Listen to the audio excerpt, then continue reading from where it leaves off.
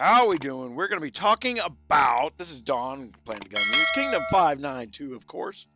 And we're going to be talking about the cav-only march. And let me turn off that. Oh my gosh, I'm blinking red. KE is over, but somebody can't help themselves but scout. Ding, ding, ding.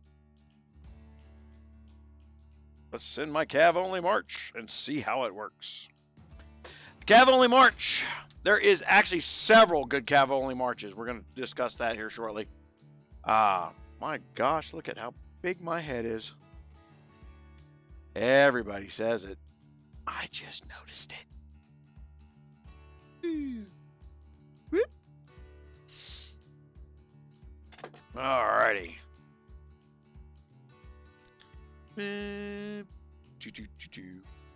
Now, the cav-only march is one that I'm going to recommend two different versions of the cav-only march.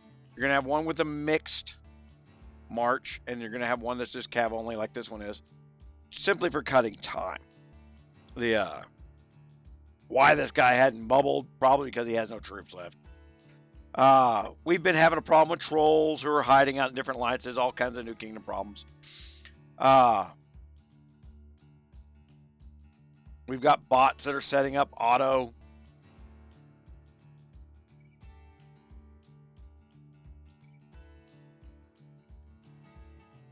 Yeah, this is just more trolling.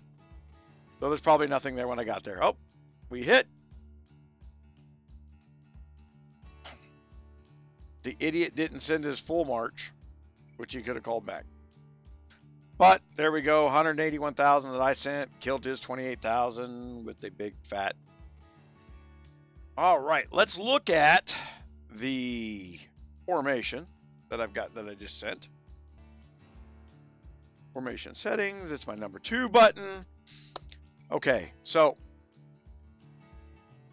matter of fact, I can actually up the power on that quite a bit because I now have T10s.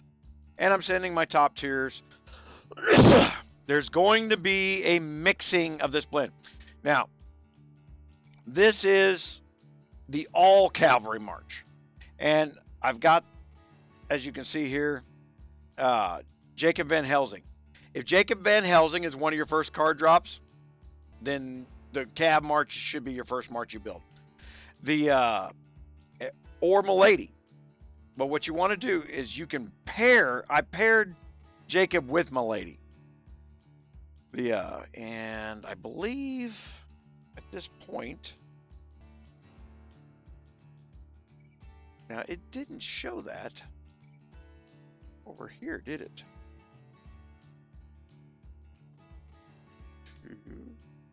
It's there now. It wasn't there before.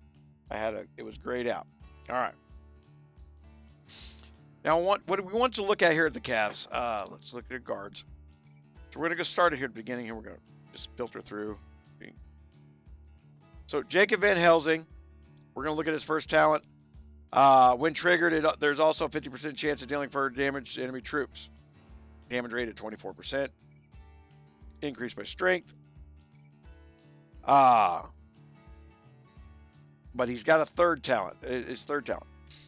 But he's got a third talent over here. And we're going to go ahead and throw some upgrade at that. If the enemy troops are under a bleeding effect, it will have a deterrent effect on the enemy guard who will be prohibited from using his active skills for 2 rounds. He stops their guards from working. And guards are pre-damage. Okay? So, now let's go down here and look at Milady. Effect on enemy troops. 40% chance of causing a bleeding effect. Guess what that means, guys? Let's go back to my march. Formation. Number 2. Now, I built Van Helsing first. But we want this. Right, yeah. Alright, I'm going to save that now. We want her first. She's going to trigger before he triggers if all things are equal in the speed department. So we're going to look at her, but we want her to go just a little quicker. So when we start getting some talent points here, we're going to start throwing them at. We probably got some EXP we can throw at her. We're going to throw it at some speed.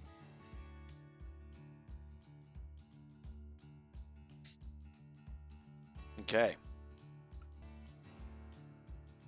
Got a little bit of strength on her to make that bleed effect nice and effective. I'm going to start throwing some speed on it because I want her. But Jacob, it's a wind trigger. Static 50%. If triggered. So his need for speed doesn't matter. He will trigger when he triggers, how he triggers. Now, if you know you're up against higher level components, since he stops their guard effects from taking place for 2 rounds, having his trigger before the opponent's guard trigger. Remember, we're dealing with speed. We got 4 guards in play. The guards that you sent, the guards they sent. You know, and we are pairing these guards properly to work together. You could also use Benoit. Where's Benoit? Benoit. The Benoit has the same things, just slightly different percentages. You can pair Milady with Benoit. We can go look at our other guards.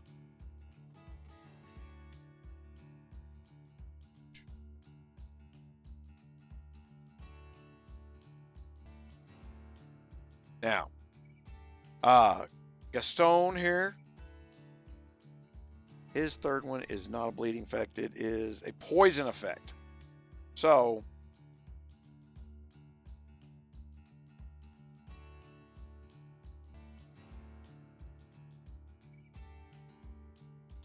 if the enemy troops are under any negative effects, so, and can be paired with either Milady or Gaston. So if you've got Anne, she's a good card to build up here to be putting points into, because you know you can pair it with either of the other two if you're waiting on the golds, depending on your speed. If you're not buying cards, you're waiting for things to drop, this is giving you some perspective of what you're wanting to pair together. Look at these third effects. If any is under any negative effect, the skill damage is increased by 30%. It's not all that great, but it does help a little bit because it triggers that next round to be more, it's going to trigger, the skill damage is increased by 30%. It says the skill. It doesn't say guard skills. Increases damage rate. Dealing continuous damage. Okay, so it depends on what you're pairing with it. You're going to up the intelligence by 30%. That's going to put that in the 120s.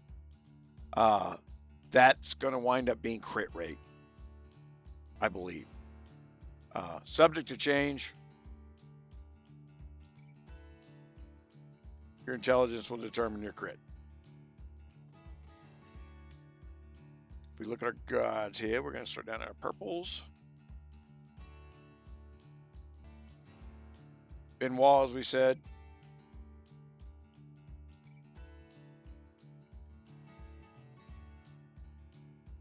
Okay, so here's Kitty. Kitty throws a poison effect on.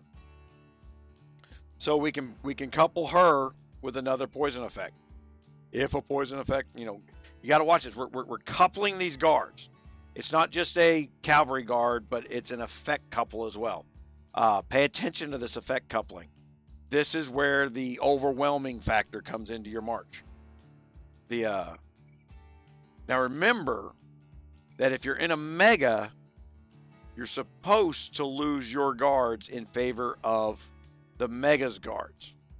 So you could have a mega that's all cavalry, bringing on those effects. There's some wisdom on the mixed megas. I would say that we're at a point where we're going to be timing our megas. First to do one thing, then do another, and we're going to use a little more coordination of that. Or you can drop the megas, just go to straight rallies with big players, and let each member of the rally have their own effects and their own things. That's where I would use mixed marches. Okay. That's why it'll get to the point of having mixed marches. But remember, from the guard video, for the wall guards, you want to do those second. You're going to get your first drop, either cavalry or distance. You're going to make that march. Your defense in your castle when you're building a new castle is your march not being there. Then you do your wall guards so that you can leave one march at home while you're building another march. And if you get caught off guard or you don't hide your stuff well, you don't send the second march that you're building to somebody very big to hold, or under somebody else's bubble. That's how you move that stuff, right? Then you get time with these other guards defending all three categories: infantry, cavalry, and distance. All right, so the combinations of effects, whether poison is better or bleeding is better, don't know yet. We will put that out most likely in writing on the website, rogersraiders.com. I appreciate it, guys. Thank you.